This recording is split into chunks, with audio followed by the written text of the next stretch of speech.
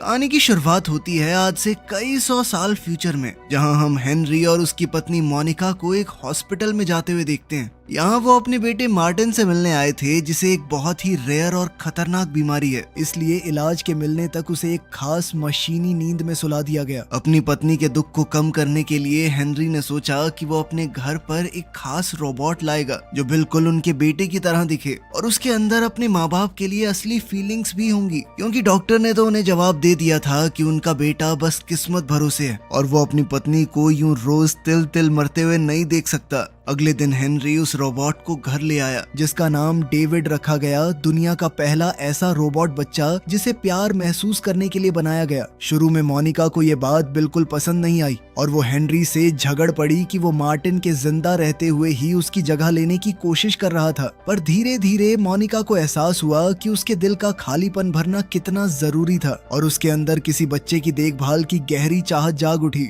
फिर चाहे वो एक मीचा ही क्यों ना हो। इन इंसानों जैसे दिखने वाले रोबोट्स को असल में मीचा कहा जाता है। मोनिका के मान जाने के बाद हेनरी ने उसे इम्प्रिंटिंग का पूरा तरीका समझाया। अगर वो दोनों डेविड को रखने का फैसला करते हैं तो वो उसकी इम्प्रिंटिंग चालू कर सकते हैं, जिसके बाद वो सच में उनसे प्यार करने लगेगा। पर इसमें एक बड़ा खतरा छुपा था, ये इम्प्रिंटिंग कभी वापस नहीं हो सकती, यानी बाद में अगर उन्होंने डेविड को लौटाने की सोची तो उसे हमेशा के लिए नष्ट कर दिया जाता। इसीलिए बेहद जरूरी था कि जब तक वो पूरी तरह पक्का न कर लें तब तक इम्प्रिंटिंग को हाथ न लगाएं। उसी शाम मोनिका और हेनरी ने डेविड को मार्टिन के पुराने कमरे में जाने दिया। डेविड अपने माता पिता को खुश करने और उनसे घुलने मिलने के लिए बेताब था, पर ये याद आते ही कि वो असली नहीं था। मोनिका घबरा गई और जब डेविड ने उससे कपड़े पहनाने को कहा तो उसने उसके मुंह पर दरवाजा बंद कर दिया। अगली सुबह डेविड बड़े क्यूरियोसिटी से मोनिका को ब्रेकफास्ट बनाते हुए देखता रहा। दिन भर वो उसके पीछे पीछे घूमता रहा और उसके हर काम पर नजर गड़ाए रखी, चाहे मोनिका उसे नजरअंदाज करने की कितनी भी कोशिश करती। आखिर तंग आकर मोनिका ने डेविड को एक क्लोजेट में बंद कर दिया,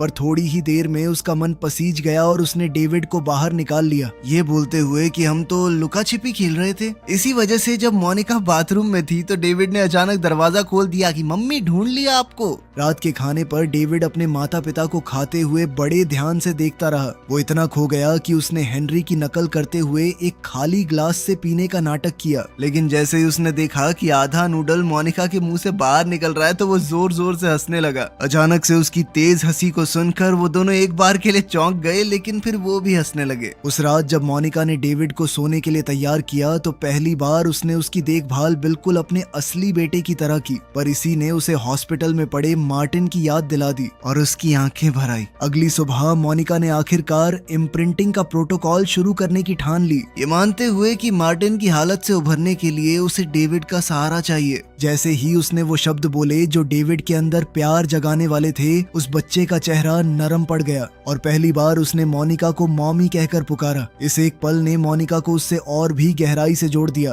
खासकर जब डेविड ने आगे बढ़कर उसे गले लगा लिया। एक रात मोनिका खुशी खुशी हेनरी के साथ किसी इवेंट में जाने के लिए तैयार हो रही थी। हेनरी को मोनिका का डेविड के लिए बढ़ता हुआ प्यार थोड़ा खटक रहा था। उसने अपनी पत्नी को याद दिलाया कि है ये रोबोट ही, थोड़ा ध्यान रखना इस बात का, लेकिन मोनिका को अब इस बात से कोई फर्क नहीं था। जब डेविड उन्हें बाय कहने आया तो माता पिता को कुछ अजीब महक आई। डेविड ने मोनिका का सारा महंगा परफ्यूम खुद लगा लिया था ताकि उसे अपनी माँ के अपने पास होने का एहसास हो। ये सुनकर मोनिका ने उसे मार्टिन का एक टेडी बियर दिया ताकि वो बिल्कुल अकेला महसूस न करे। एक दिन डेविड ने अपनी माँ को दिखाया कि मैं फोन को अपने गले से कनेक्ट करके लाउड स्पीकर पे कर सकता हूँ। तभी हेनरी का कॉल आ गया, लेकिन इस स्पीकर मोड के चलते वो मोनिका की आवाज सुन नहीं पा रहा था। काफी डांट खाने के बाद आखिर डेविड ने उसे फोन थमाया और मोनिका को एक बड़ी खबर मिली। कुछ दिनों बाद मोनिका मार्टिन को साथ लेकर घर लौटी, जो अपनी गहरी नींद से जाग चुका था और उसकी वो दुर्लभ बीमारी भी जड़ से ठीक हो गई। जैसे जैसे दिन बीते मार्टिन ने डेविड के साथ एक खिलौने जैसा बर्ताव करना शुरू कर दिया। एक दोपहर मार्टिन ने मोनिका से पिनोकियो की कहानी सुनाने को कहा। असल में वो इसी बहाने डेविड को चिढ़ाना चाहता था, डेविड तो उल्टा खुश हो गया कि एक कठपुतली असली लड़के में बदल गई। वो अंदर ही अंदर सोचने लगा कि मैं भी असली बन सकता हूँ। खाने के दौरान मार्टिन ने डेविड को एक ईटिंग कॉन्टेस्ट के लिए उकसा दिया। मोनिका और हेनरी के होश उड़ गए क्योंकि वो जानते थे कि ऐसा करने से डेविड खराब हो सकता था, पर दोनों बच्चों ने उनकी एक न सुनी और खाते ही चले गए। थोड़ी देर बाद डेविड के मुंह का एक तरफ का हिस्सा लटक गया और वो पूरी तरह वहीं जम गया, जिसे देखकर सब बहुत परेशान हो गए। इसके बाद डेविड को मरम्मत के लिए ले जाया गया, जबकि मोनिका उसका हाथ थामे साथ खड़ी रही। पर जब डेविड ने कहा कि उसे कोई दर्द नहीं हो रहा तो मोनिका और भी घबरा गई। मोनिका को डेविड की इतनी फिक्र करते देख मार्टिन अंदर ही अंदर जलने लगा। इसलिए घर लौटते ही उसने डेविड को बहला फुसला कर इस बात पर राजी कर लिया कि वो सोते हुए मोनिका के बाल चुपके से काट दे, ये कहकर कि इससे मोनिका उससे और ज्यादा प्यार करने लगेगी। पहले तो डेविड ने साफ मना किया, पर मार्टिन उसे तब तक बहकाता रहा जब तक वो मान न गया। फिर डेविड एक कैंची लेकर माता पिता के बेडरूम में दबे पांव पहुंचा ताकि मोनिका के बाल काट सके, पर तभी मोनिका करवट बदलती है और कैंची की धार से बाल बचती है। मोनिका की चीख सुनते ही हेनरी हड़बड़ाकर जागा और गुस्से में डेविड को झंझोड़ने लगा, बार बार पूछते हुए कि उसने ऐसा क्यों किया। लेकिन फिर मोनिका ने कहा कि ऐसा मत करो, है तो वो बच्चा ही ना। उसके कटे हुए कुछ बाल जमीन पर गिरे रह गए, जिन्हें टेडी ने उठा लिया। कुछ समय बाद जब सब मार्टिन की बर्थडे पार्टी की तैयारी में जुटे, हेनरी ने मोनिका को समझाने की कोशिश की कि अब डेविड को घर में रखना खतरे से खाली नहीं रहा, पर मोनिका हर बार डेविड का बचाव कर देती, उसे महज एक भोला बच्चा बताते हुए जो अनजाने में गलतियां कर बैठता। पार्टी के दौरान मार्टिन के दोस्तों ने डेविड को चिढ़ाना शुरू कर दिया, उसकी बनावटी चमड़ी को कुरेदा और एक चाकू चुभोकर देखने लगे कि उसे सच में दर्द होता है या नहीं। इससे डेविड का खुद को बचाने वाला प्रोग्राम चालू हो गया और वो डर कर मार्टिन के पीछे जा छुपा, क्योंकि वहाँ मौजूद इंसानों में बस उसी के साथ वो खुद को महफूज समझता। पीछे हटते हटते वो इतना पीछे चला गया कि गलती से मार्टिन को भी अपने साथ पूल की गहराई में खींच ले गया। बड़े लोग फौरन मार्टिन को पानी से बाहर खींचकर उसे सीपीआर देने लगे, जबकि डेविड नीचे पूल में अकेला पड़ा बस देखता रह गया। इस हादसे के बाद मोनिका डेविड से कतराने लगी, पर तभी उसे डेविड के लिखे वो खूबसूरत खत भी मिले, जिन्होंने उसे और उलझन में डाल दिया कि वो आखिर उसके बारे में महसूस क्या करे। आखिरकार उसने तय कर लिया कि अब कोई चारा नहीं बचा और डेविड से कह दिया कि वो टेडी के साथ एक ट्रिप पर चलेंगे। डेविड खुशी से उछल पड़ा क्योंकि उसे लगा कि वो अपनी माँ के साथ पूरा दिन बिताने जा रहा था। अगले दिन मोनिका रोते हुए कार चलाकर साइबरट्रॉनिक्स की तरफ बढ़ी ताकि डेविड को हमेशा के लिए खत्म करवा सके, पर रास्ते में उसका पछतावा इतना भारी पड़ गया कि उसने अपना इरादा बदल दिया और कार को जंगल की ओर मोड़ लिया, जहाँ डेविड बिना कुछ शक किए पिकनिक की चादर बिछाने लगा। मोनिका ने बहुत भारी मन से उससे कहा कि बेटा मुझे तुम्हें छोड़ के जाना पड़ेगा, जिस पर डेविड रोते हुए बोला कि मम्मी सॉरी, मैं आज के बाद कोई गलती नहीं करूंगा। मम्मा मुझे छोड़ के मत जाओ, मम्मा प्लीज, मम्मा प्लीज। पर मोनिका उसकी मिन्नतों के आगे नहीं पिघली और जाने से पहले उसने डेविड को कुछ पैसे थमाए, ये कहते हुए कि वो किसी के हाथ न लगे, खासकर साइबरट्रॉनिक्स के। डेविड उससे लिपट गया और उसे जाने ही नहीं देना चाहता था, इसलिए मोनिका को उसे धक्का देकर खुद से अलग करना पड़ा, जिससे दोनों ही सहम गए। फिर वो माफी मांगकर कार में बैठी और चली गई, डेविड को बस दूर जाती हुई कार ताकता हुआ छोड़कर। इधर रूज सिटी में जो नाम का एक मीचा अपनी एक क्लाइंट को रात बिताने से पहले प्यार और दिलासा दे रहा था। बताओ यार, ये काम भी खा लेंगे रोबोट, इंसान करेंगे क्या? इसके बाद जो शहर से होता हुआ अपनी अगली क्लाइंट से एक होटल में मिलने निकला। वहाँ के मालिक ने जो से उसका ऑपरेटिंग लाइसेंस बैज मांगा, क्योंकि फ्लैश फेयर नाम का एक रोबोट विरोधी ग्रुप शहर में आवारा मेकर्स का शिकार कर रहा था। फिर जो ने अपने बालों का रंग बदला और सीधा अपनी क्लाइंट के कमरे में जा पहुंचा, पर जैसे ही वो बेड पर बैठा उसके होश उड़ गए, क्योंकि बेड खून से भीगा पड़ा था और उसकी क्लाइंट मर चुकी थी। उसी पल कमरे में एक आदमी दाखिल हुआ और कबूल कर लिया कि उस औरत का खून उसी ने किया। जो समझ गया कि उसे बुरी तरह फंसाया जा चुका था, इसलिए वो फौरन भागकर एक गली में जा छुपा, जहां उसने एक छोटे ब्लेड से अपना ऑपरेटिंग लाइसेंस बैज निकाल फेंका ताकि कोई उसे ट्रेस न कर सके। उधर जंगल में डेविड ने टेडी से कहा कि भाई मुझे वो पिनोकियो वाली परी ढूंढनी है यार, ताकि वो मुझे एक असली लड़का बना दे, फिर मैं अपनी मम्मी पापा के पास वापस चला जाऊंगा। तभी एक गार्बेज ट्रक वहां से गुजरा और कबाड़ के ढेर गिराने लगा, और देखते ही देखते ढेर सारे फेंके हुए मीचाज अपने आप को ठीक करने के लिए कबाड़ में से सामान उठाने लगे। डेविड हैरानी से ये सब देख ही रहा था कि तभी जो भी वहां आ पहुंचा और उनके पीछे चांद के आकार का एक एयरक्राफ्ट मंडराता दिखा। ये फ्लैश फेयर वालों का एयरक्राफ्ट निकला और इसे देखते ही सारे मीचा डर के मारे भागने लगे, क्योंकि ये ग्रुप आवारा रोबोट्स को पकड़कर सरेआम अपने शो में तबाह करता लोगों के एंटरटेनमेंट के लिए। और साथ ही मोटरसाइकिल्स पर सवार कुछ लोग भी जंगल में कूद पड़े, जो रोबोट्स का पीछा करते करते एक छोटे कस्बे तक जा पहुंचे। ये लोग रोबोट्स को फंसाने के लिए मैग्नेटिक डिस्क्स दागते और कुछ बेचारे रोबोट्स इनकी चपेट में आ भी गए। पर डेविड और टेडी कुछ रोबोट्स के पीछे एक उजड़े हुए कॉटेज में जा घुसे, जहां उनकी मुलाकात एक नैनी रोबोट से हुई, जो डेविड से कहने लगी कि मैं तुम्हारा ध्यान रखूंगी। पर मोटरसाइकिल्स वाले उस कॉटेज तक भी पहुंच गए और दीवार तोड़कर सबको दबोचने लगे, जबकि एयरक्राफ्ट ने जो को एक पिंजरे में कैद कर लिया।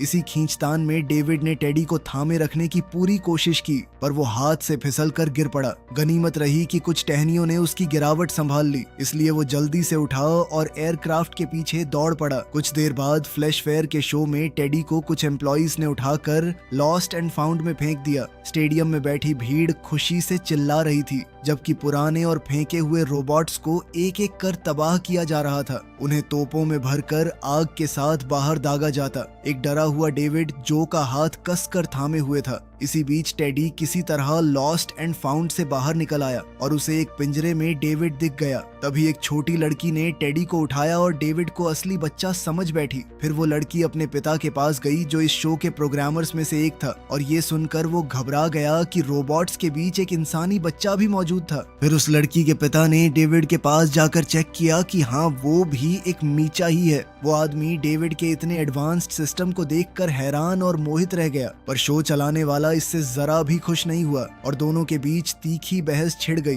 दूसरी तरफ उस नैनी रोबोट के ऊपर मजाक मजाक में ऐसी तेजाब डाल दिया गया। शो चलाने वाले ने एक बात नहीं सुनी और वो इस बात पर अड़ा रहा कि डेविड भी शो में जाएगा। फिर उसने डेविड को दबोचा और चूंकि डेविड सुरक्षा के लिए जो का हाथ थामे हुए था, इसलिए दोनों को घसीटकर मैदान में उसी तेजाब वाले जाल की तरफ ले जाया गया। जैसे ही शो चलाने वाले ने डेविड को भीड़ के सामने पेश किया, सब लोग उसे देखकर चौंक गए, लेकिन फिर उसने बताया कि ये रोबोट है, ये बेइज्जती है इंसानों की। पर भीड़ एकदम खामोश पड़ गई, क्योंकि वो बच्चों को इस तरह के शो में देखने की आदी नहीं थी। तभी डेविड के कंधों पर तेजाब की धार गिरी, जिससे वो दर्द से चीख पड़ा और फूट फूट कर रोने लगा। इसी ने भीड़ को यकीन दिला दिया कि डेविड एक असली बच्चा है, और लोग इतने सहम गए कि शो चलाने वाले के खिलाफ भड़क उठे और उस पर चीजें फेंकने लगे। जबकि उस लड़की के पिता ने दंगा भड़कने से ठीक पहले गार्ड्स को हुक्म दिया कि वो डेविड और जो को छोड़ दें, जिससे दोनों सही सलामत वहां से निकल भागे। उधर हॉबी नाम के उस साइंटिस्ट जिसने डेविड को असल में बनाया था, उसके ऑफिस में डेविड की कई सारी फोटोज लगी हुई थी। इससे पता चलता है कि डेविड को उसके मर चुके बेटे की हूबहू शक्ल दी गई थी। तभी एक टीम ने आकर बताया कि डेविड को फ्लैश फेयर में देखा गया, और उन्होंने हॉबी को भरोसा दिलाया कि वो रोबोट पूरी तरह सही सलामत था। जंगल में लौटकर डेविड और टेडी उस वक्त सहम गए जब उन्हें अचानक चांद दिखा, क्योंकि उन्हें लगा कि कहीं ये फ्लैश फेयर का एयरक्राफ्ट न हो। एहतियात के तौर पर उन्होंने एक अलग रास्ता चुना और डेविड ने जो को बताया कि मैं कुछ भी करके ब्लू फेरी को ढूंढना चाहता हूँ। जो ने बताया कि ज्यादातर औरतें रूज सिटी में मिल जाती थीं, इसलिए दोनों ने मिलकर वहीं जाने का फैसला कर लिया। सबसे पहले उन्हें एक सवारी की जरूरत थी, तो जो ने कुछ टीनेजर्स को घेरा और एक हॉलोग्राम पेन से उन्हें फुसला लिया, ये कहते हुए कि अगर हमें लिफ्ट दोगे ना तो तुम्हारे लिए खूबसूरत रोबोट औरतों की लाइन लगा दूंगा। लड़कों ने उन्हें लिफ्ट दे दी और शहर पहुंचते ही जो ने डेविड को वहां की सैर कराई। उसे चमकती रोशनियों और अजीब आकार की इमारतों के बारे में बताया। डेविड एक फरिश्ते की मूर्ति की तरफ खींचा चला गया, क्योंकि उसे लगा कि शायद यही ब्लू फेरी है, और वो एक चर्च में घुसने ही वाला था कि जो उसे वहां से खींच लाया। आखिर उनकी मुलाकात डॉक्टर नो से हुई, जो हर सवाल का जवाब देने वाली एक चलती फिरती एनसाइक्लोपीडिया की तरह था। मोनिका के दिए पैसों से डेविड ने नो से जाना कि ब्लू फेरी दुनिया के आखिरी छोर पर मिलेगी। जो को ये बात रास नहीं आई, क्योंकि वो जानता था कि जो रोबोट्स दुनिया के आखिरी छोर पर जाते वो कभी लौट कर नहीं आते। इसलिए उसने डेविड को समझाने की कोशिश की कि इंसान असल में रोबोट्स से सख्त नफरत करते थे। पर डेविड ने जिद पकड़ ली कि अगर वो एक असली लड़का बन गया तो मोनिका उससे जरूर प्यार करेगी। जो के लाख समझाने पर भी उसने एक न मानी, बल्कि उल्टा उसी पर भड़क उठा। नो की दुकान से निकलते ही कॉप्स ने उन्हें धर दबोचा और जो को गिरफ्तार कर लिया, क्योंकि उनकी नजर में अब भी उसी ने होटल में उस औरत का खून किया था। जल्दबाजी में डेविड एक हेलीकॉप्टर की ड्राइविंग सीट पर जाकर बैठ गया, लेकिन सीधी बात है वो उसे कंट्रोल नहीं कर पाया और उसकी इस उड़ान ने पूरे शहर में भारी अफरा तफरी मचा दी। जैसे ही लोग डर के मारे इधर उधर भागे, इसी अफरा तफरी का जो ने फायदा उठाया। वो पुलिस वालों से बचते हुए तुरंत डेविड के पास गया। हेलीकॉप्टर में चढ़कर उसने कंट्रोल संभाला और दोनों को वहां से उड़ा कर ले गया। कुछ घंटों बाद वो उस वीरान जगह जा पहुंचे जो कभी मैनहट्टन हुआ करती थी। समुंदर का पानी बढ़ने से जो तबाही मची थी, उसके बाद शहर के बचे खुचे हिस्से खंडहर बनकर पानी में डूब चुके थे। जल्द ही उनकी नजर कुछ ऐसी शेरों की मूर्तियों पर पड़ी जिनके मुंह से पानी निकल रहा था। इस बात को एक इशारा मानते हुए डेविड ने कहा कि जल्दी मुझे यहीं ले चलो, यहीं पर होगी वो ब्लू फेरी। और फिर दोनों प्रोफेसर हॉबी को ढूंढने में जुट गए। तभी डेविड को एक दरवाजा मिला जिस पर परियों की कहानी की एक पंक्ति लिखी थी और उसे पार करते ही उसे एक कुर्सी दिखी जिस पर कोई बैठा हुआ था। जैसे ही वो कुर्सी घूमी, डेविड ये देखकर दंग रह गया कि उस पर बैठा बच्चा हूबहू उसी की शक्ल का निकला। वो दूसरा डेविड बस मुस्कुराया और उसे अपने साथ पढ़ने का न्योता देते हुए बोला कि असली तो वही है, पर पहले वाले डेविड को लगा कि ये उसकी जगह छीन लेगा। गुस्से में आकर डेविड ने एक लैंप उठाई और उसे मेज समेत उस दूसरे डेविड के सिर पर दे मारा, जिससे साफ हो गया कि वो भी एक रोबोट ही था, एक डरा हुआ जो वहां से खिसक लिया। जबकि डेविड खुद को खास और इकलौता बताते हुए गुस्से में चीखता रहा। तभी प्रोफेसर हॉबी वहां आ पहुंचा और डेविड को रोकते हुए भरोसा दिलाया कि वो एक सच्चा बच्चा है। साइंटिस्ट ने कहा कि मैं ही तुम्हारी ब्लू फेरी हूँ। दरअसल डॉक्टर नो के दिए सुराग जानबूझकर ऐसे गढ़े गए थे कि डेविड सीधा प्रोफेसर हॉबी तक जा पहुंचे। और इस सफर ने डेविड की लगन को भी परखा, ये देखने के लिए कि क्या वो किसी अनजाने सपने के पीछे दौड़ सकता है जो कोई और रोबोट नहीं कर पाता। हॉबी अपनी टीम जुटाने के लिए ऑफिस से बाहर निकल गया।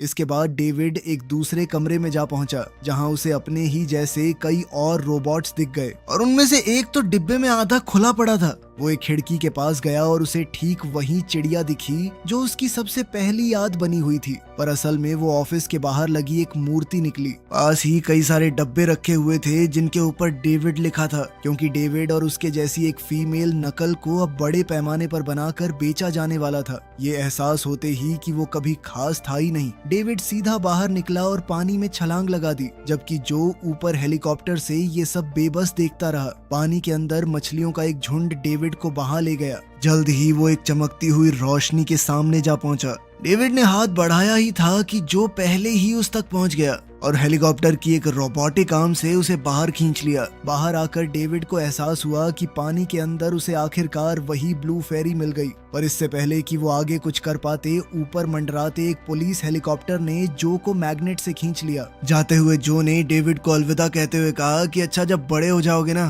तो लड़कियों को मेरे बारे में जरूर बताना कि एक हैंडसम रोबोट मिला था। फिर उसने हेलीकॉप्टर का सबमरीन मोड चालू किया और धीरे धीरे तैरता हुआ दूर निकल गया। ब्लू फेरी को ढूंढ निकालने की ठान चुके डेविड ने उस बदले हुए हेलीकॉप्टर को टेडी के साथ एक उजड़े हुए मेले में जा उतारा। वहां उन्होंने परियों की कहानियों को दिखाते सारे नजारे देखे और आखिरकार उन्हें पिनोकियो मिल गया, जिसके पीछे चलते चलते डेविड को ब्लू फेरी की मूर्ति भी मिल गई। तभी एक फेरिस व्हील टूटकर हेलीकॉप्टर के ऊपर आ गिरा और उन्हें वहीं फंसा दिया। पर डेविड को इसकी रत्ती भर परवाह नहीं थी। उसकी नजरें तो बस ब्लू फेरी पर टिकी रहीं और वो उससे गिड़गिड़ाता रहा कि वो उसे एक असली लड़का बना दे। पर वो परी टस से मस न हुई और यूं ही साल पर साल बीतते गए। डेविड अब भी वहीं फंसा रहा, उम्मीद कभी नहीं छोड़ी।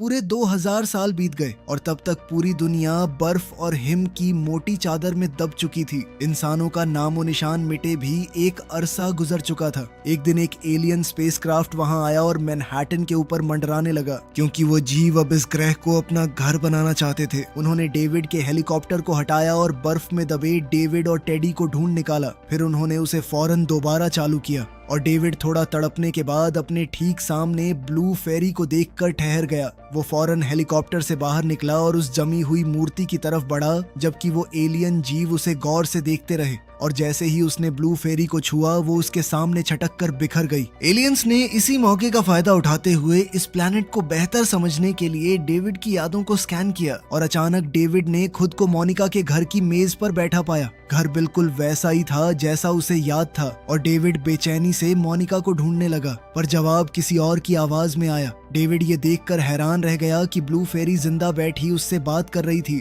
और उसने उससे गुजारिश की कि वो उसे एक असली लड़का बना दे, पर उसने हाथ खड़े कर दिए कि ये उसके बस में नहीं। दरअसल वो एलियंस ही ब्लू फेरी के जरिए उससे बातें कर रहे थे और उन्होंने उसे बताया कि मोनिका अब इस दुनिया में नहीं रही और परी उसे लौटा भी नहीं सकती क्योंकि उसके जिस्म का एक भी निशान बाकी नहीं बचा। तभी गम में डूबे डेविड के पास टेडी आया और उसे वो दिन याद दिलाया जब उसने मोनिका के बाल काटे थे। टेडी ने बताया कि वो बाल मैंने आज तक संभाल कर रखे हैं, यानी एलियंस अब उसकी माँ को वापस ला सकते थे। डेविड अपने पुराने कमरे में गया और प्यार से अपने दोस्त जो को याद करने लगा, जबकि टेडी खुद की मरम्मत में जुट गया। तभी दरवाजे पर किसी का साया उभरा और उन्हें लगा कि कहीं ये मोनिका तो नहीं, पर वो असल में एक एलियन निकला जिसने माना कि वो इंसानों में बेहद दिलचस्पी रखता था। वो ऑर्गेनिक निशानों की मदद से इंसानों का क्लोन बनाकर इंसानियत को दोबारा जिंदा करना चाहता था, पर बदकिस्मती से अब तक उसकी हर कोशिश नाकाम रही क्योंकि वो क्लोन सिर्फ एक ही दिन जिंदा रह पाते। यही अंजाम मोनिका का भी होने वाला था अगर उसे वापस लाया जाता। डेविड फिर भी इसी उम्मीद से चिपका रहा कि मोनिका भी उसी की तरह खास होगी, वो भी उसकी तरह हमेशा जिंदा रहेगी। इसलिए वो उसे ढूंढने निकल पड़ा। उसे मोनिका अपने बेडरूम में सोई मिली और डेविड उसके चेहरे से बाल हटाते हुए सिसक पड़ा। अब आखिरकार डेविड अपनी माँ से मिल चुका था। उन दोनों ने पूरा दिन साथ बिताने का फैसला किया। डेविड ने अपनी माँ को इस सफर के दौरान बनाई हुई अपनी पेंटिंग्स भी दिखाई। दोनों ने मिलकर लुका छिपी खेली, उसका जन्मदिन भी धूमधाम से मनाया। दिन के आखिर में डेविड ने अपनी माँ को आराम से बिस्तर पर लेटा दिया। मोनिका ने कहा कि मैं तुमसे हमेशा प्यार करूंगी मेरे बेटे। इस बात को सुनने के लिए डेविड न जाने कब से तरस रहा था। वो अपनी माँ का हाथ थामे हुए उनके बगल में ही सो गया। उसने ताउम्र बस एक चीज मांगी थी, अपनी माँ का प्यार, और आखिरकार कुछ पलों के लिए ही सही लेकिन उसे वो मिल ही गया। वीडियो पसंद आई तो लाइक कर देना, चैनल को सब्सक्राइब कर लेना। मिलते हैं अगली वीडियो में।